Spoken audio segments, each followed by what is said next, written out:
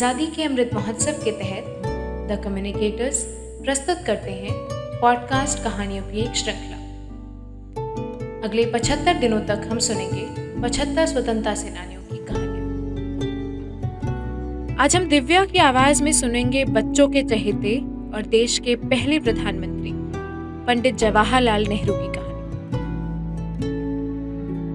पंडित जवाहरलाल नेहरू का जन्म 14 नवंबर 1889 को इलाहाबाद में हुआ था। 15 साल की उम्र में वे इंग्लैंड चले गए और हैरो में 2 साल रहने के बाद उन्होंने कैम्ब्रिज विश्वविद्यालय में प्रवेश लिया, जहां से उन्होंने प्राकृतिक विज्ञान में स्नातक की डिग्री प्राप्त की।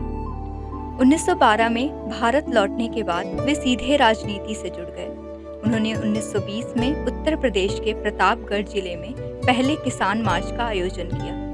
1920-22 के असहयोग आंदोलन के सिलसिले में उन्हें 2 बार जेल भी जाना पड़ा। पंडित नेहरू सितंबर 1923 में अखिल भारतीय कांग्रेस कमेटी के महासचिव बने। उन्होंने 1926 में Italy, Switzerland, England, Belgium, Germany एवं रूस का दौरा किया।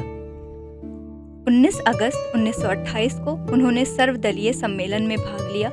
इसी के साथ वे उन लोगों में से एक थे जिन्होंने भारतीय संवैधानिक सुधार की नेहरू रिपोर्ट पर अपने हस्ताक्षर किए थे। इस रिपोर्ट का नाम उनके पिता श्री मोतीलाल नेहरू के नाम पर रखा गया था। उसी वर्ष उन्होंने भारतीय स्वतंत्रता लीग की स्थापना की और इसके महासचिव बने। इस लीग का मूल उद्देश्य भारत को ब्रिटिश साम्राज्य से पूर्णतः अलग करना था।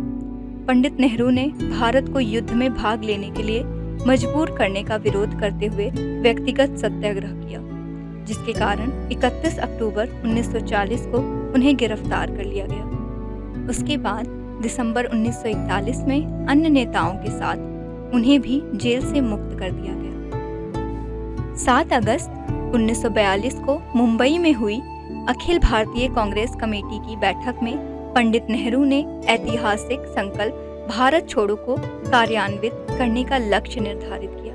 8 अगस्त 1942 को उन्हें अन्य नेताओं के साथ गिरफ्तार कर अहमदनगर किला ले जाया गया। यह अंतिम मौका था जब उन्हें जेल जाना पड़ा और इसी बार उन्हें सबसे लंबे समय तक जेल में समय बिताना पड़ा। अपने पूर्ण जीवन में वे 9 बार जेल गए।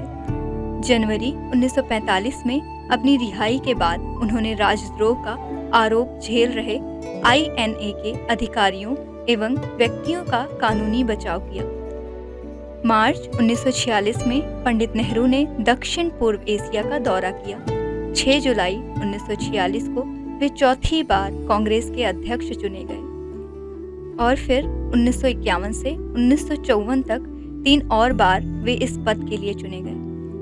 1947 में भारत आज़ादी के वक्त कांग्रेस में प्रधानमंत्री की दावेदारी के लिए चुनाव किए गए, जिसमें सरदार वल्लभ भाई पटेल और आचार्य कृपलानी को सर्वाधिक मत प्राप्त हुए। पर गांधी जी के आग्रह पर जवाहरलाल नेहरू को भारत का प्रथम प्रधानमंत्री नियुक्त किया गया। इसके बाद नेहरू जी 3 बार भारत के प्रधानमंत्री बने।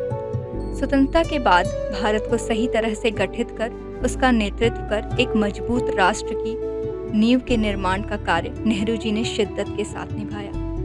भारत को आर्थिक रूप से निर्भीक बनाने के लिए भी उन्होंने बहुत अहम योगदान दिए। आधुनिक भारत के स्वप्न की मजबूती नींव का निर्माण किया। इन्होंने शांति और संगठन के लिए गुट निरपेक्ष आंदोलन की रचना की। नेहरू जी बच्चों से बहुत स्नेह करते थे। उनका ऐसा मानना था कि ये बच्चे ही हमारे आने वाले आज़ाद भारत का भविष्य है। इसलिए ही नेहरू जी ने अपने जन्म दिवस को बाल दिवस के रूप में घोषित किया। तभी से वे चाचा नेहरू के नाम से प्रसिद्ध हो गए। 27 मई 1964 को दिल्ली में दिल का दौरा पड़ने से इस महान व्यक्तित्व वाले वीर पुरुष का निधन हो गया, पर उनकी कीर्ति भारतवासियों के हृदय में सदैव के लिए अमर हो गई। तो दोस्तों, ये थी कहानियाँ देश के महान नायकों की। ऐसे ही और किस्सों और कहानियों को सुनने के लिए जुड़े रहिए द कम्युनिकेटर्स के साथ।